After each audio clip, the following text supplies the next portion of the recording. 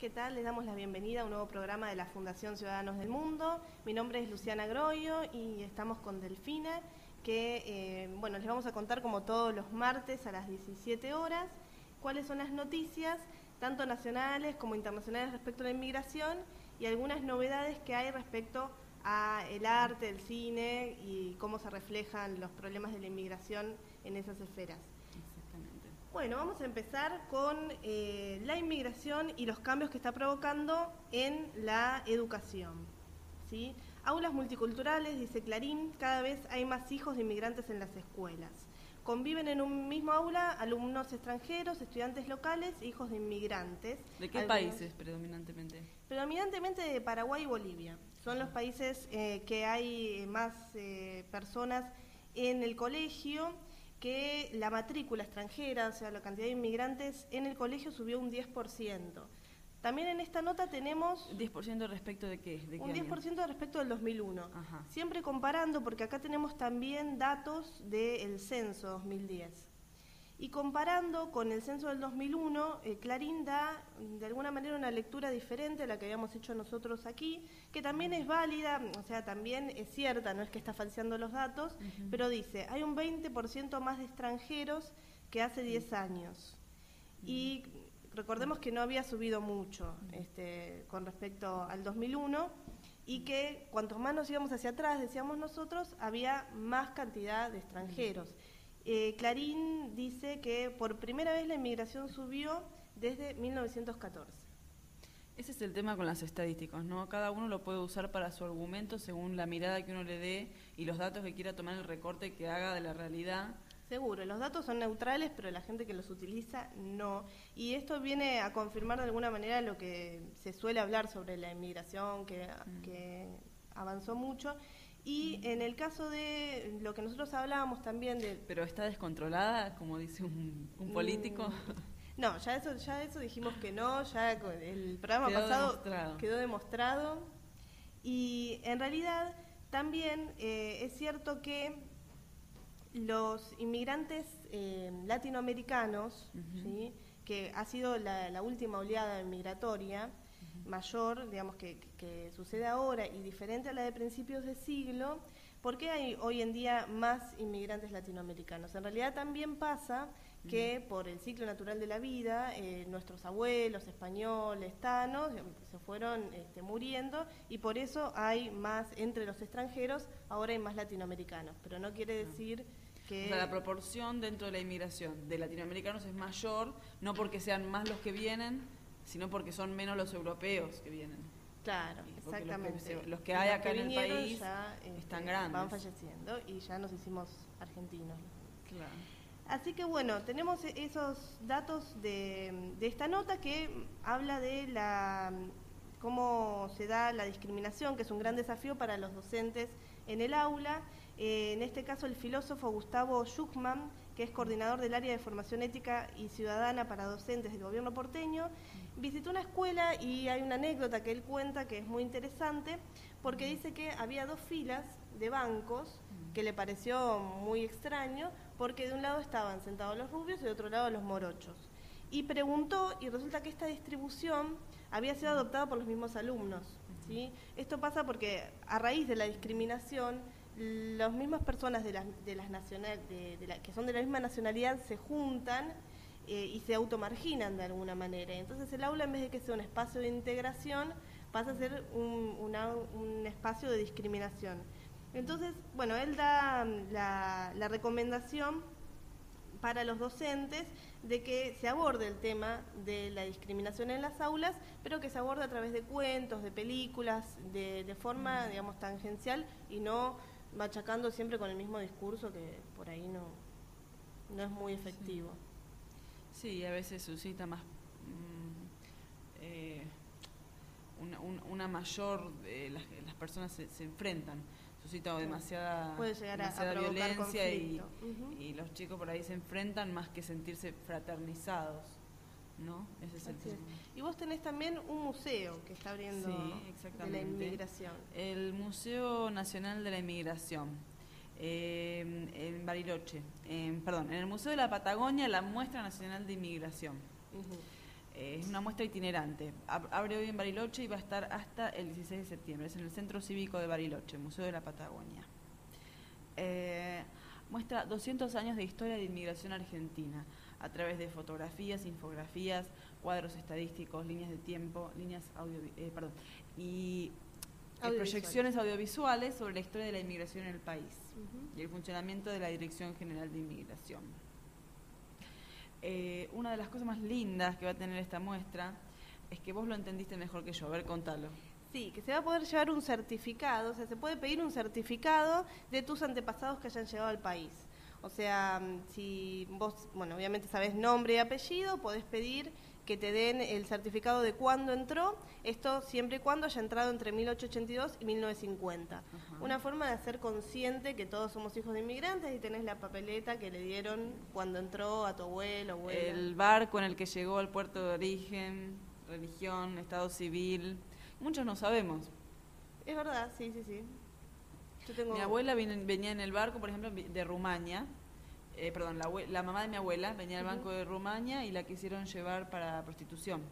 Mira, la quisieron secuestrar. Había trata, sí, o sea que sí, totalmente. El oficio más viejo del mundo y la trata también es el delito más viejo del mundo, parece. Sí.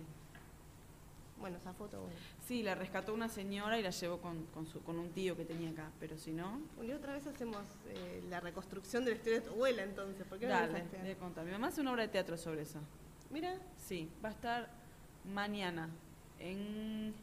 No me acuerdo la chica para pasarlo. En el próximo bloque lo pasamos. Dale, en el próximo bloque y también lo ponemos en Facebook, entonces. Dale. Y una noticia que me encantó, la Mujer Maravilla, Linda Carter, la actriz estadounidense, dio su apoyo a los inmigrantes. Fue en un reality show, la Academia 2011, que se hace en México, de visita por el país para cantar en el reality. Señaló su apoyo a los inmigrantes porque ella misma viene de una familia de inmigrantes. Contó que su abuela materna, Juanita Córdoba, era de la ciudad mexicana de Chihuahua. Y bueno, esta actriz, que es famosa por la interpretación de la Mujer Maravilla y fue también ex Miss Estados Unidos, dijo que en su casa siempre había mucha convivencia con mexicanos y mucha comida mexicana. Así que debe tener tolerancia al picante. Sí, qué rico. Bueno, una noticia de Estados Unidos, por Agencia EFE. Los arrestos de inmigrantes en la frontera sur llegan a su mínimo en 40 años. Al número al que han llegado en este año que va del 2010 al 2011, ha habido 447.731 inmigrantes detenidos en la frontera con Estados Unidos, menos de 500.000. Es un número que a nosotros nos parece gigantesco, pero significa mucho, es un número significativamente menor que el promedio de cerca de 1 millón que había en las décadas de los 80 y de los 90. Básicamente, a lo que se le adjudica esto es a la recesión que ha habido desde el año 2008 y que alienta menos la inmigración. Y por otro lado, también se debe a la transformación de las patrullas fronterizas. Claro, hay muchos más agentes y esto hace que menos gente se anime a cruzar por ahí. Sí, no sé si exactamente menos gente se anime, sino que lo que dice el activista Pedro Ríos del Comité de Servicios de Amigos Americanos en San Diego, él dice que la presencia de agentes hace que el flujo se vaya a zonas más peligrosas, no es que dejan de venir. Y esto, digamos, no se ha reducido el número de muertes al intentar cruzar. Esto nos habla de que, digamos... Claro, no empeora porque pasan por zonas más complicadas. Exactamente. No sé cuánto resultado está dando realmente las políticas actuales, ¿no?, de migración. O sea que si el título es bueno, señala algo positivo, en realidad si leemos toda la nota y vemos el testimonio del activista de una asociación de derechos humanos de allá de Estados Unidos, vemos que no es tan buena la noticia. Es, digamos, lo que sacan siempre a relucir los conservadores cuando se les habla de reforma migratoria. Ellos dicen que la frontera debe estar totalmente resguardada antes de pensar en una reforma migratoria. Pero bueno, esta nota nos da cuenta de que está. Si los arrestos son cada vez menos, está. Tenemos también otra noticia complicada, porque se hallaron 10 cuerpos de emigrantes haitianos en el Mar Caribe. Esto es entre Haití, era un barco ilegal que estaba saliendo de Haití. No sabemos bien con destino a dónde, si a las Bahamas, que es una dependencia británica, por lo menos era el primer lugar donde iba a ir. Era un barco ilegal y no estaba registrado, por lo tanto no se sabe a dónde hubiera terminado. Pero el tema es que el capitán del barco, al ver que estaba siendo divisado, lo que hizo fue obligar, como en la película Titanic más o menos, obligó a los inmigrantes a amontonarse en una lancha desvencijada de madera, y bueno, esto hizo que después los encontraran muertos. Bueno, dice Morgan, que es el portavoz del gobierno de la dependencia británica de las Bahamas, que estos acontecimientos trágicos muestran lo peligroso que es tratar de entrar ilegalmente a las islas en bote. Muestran lo peligroso y la falta de oportunidades en Haití y la falta de oportunidades de migración bajo la ley. ¿No? Bueno, lo decimos nosotros. Y tenemos también que hoy empieza Cine Migrante, el festival de cine migrante. Exactamente, está muy interesante. Hoy a las 18 en el Centro Cultural de la Cooperación, Corrientes 1543, se va a exhibir Los Invisibles, una película de un actor mexicano muy famoso. ¿Sabes cuál? Creo que sí. Gael García Bernal.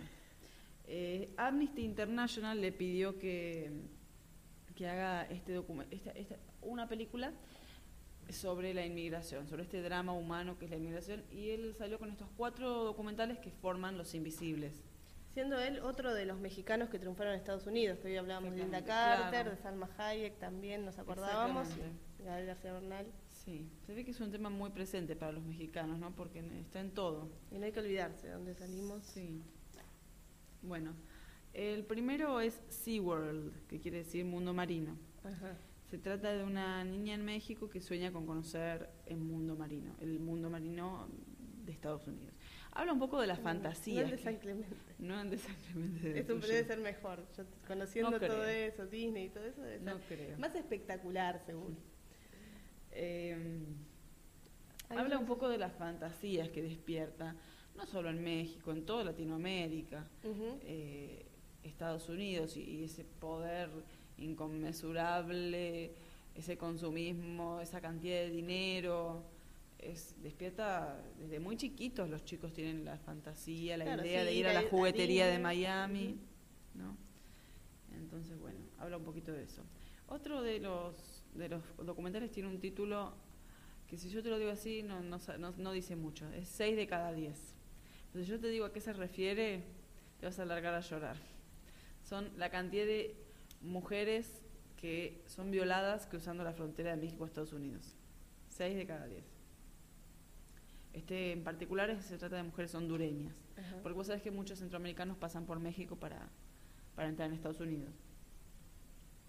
Los que quedan, es otro de los documentales, pone el acento, otro tema muy interesante, en los familiares que no viajan y sufren la ausencia de sus seres queridos. Claro, que no es un tema tan tratado. Siempre vemos el que se mueve, pero el que queda, muchas veces familias desmembradas por el tema de la inmigración. Y que después ya muchas veces no hay forma de recuperar eso que se ha perdido con el que emigró, ¿no? A veces lazos que quedan destruidos. Sí, el plan es que sea mucho más rápido, que la madre se encuentre con la hija, y a veces eso tarda en suceder. No pasa. El cuarto documental, Gol, que forma Los Invisibles, muestra las vivencias de algunos migrantes y expone el aspecto esperanzador, ya que presenta a voluntarios que los ayudan en los albergues de México. O sea que terminamos con una sonrisa. Dentro de todo empezamos muy abajo, pero bueno, terminamos con una mirada un poco más esperanzadora en el cuarto documental. Sí, exactamente. Sería una entrevista en Página 12, no sé si te acordás alguna parte, una entrevista a Gael García Bernal. Sí. Y no sé si te acordás alguna parte, algo que te haya llamado la atención. Sí, es muy interesante todo lo que él habla, porque él habla de, digamos, que los reclamos que hacen los mexicanos, que hacemos los latinoamericanos en general, frente a Estados Unidos como maltratados, como víctimas nosotros, hay que ponerlo en tela de juicio, porque muchas veces dice la limpieza empieza por casa, ¿no? Que mismo los mexicanos maltratan mucho a los centroamericanos que van a Estados Unidos. Y que mismo en los argentinos también creo que es aplicable, ¿no? Cuando vamos a España y nos sentimos víctimas y terribles y... No es privativa del anglosajón la discriminación. Exactamente. Bueno, vamos a hacer un pequeño corte, después vamos a venir con las informaciones de la fundación, las actividades que vamos a tener esta semana y una entrevista. Bueno. Hasta pronto.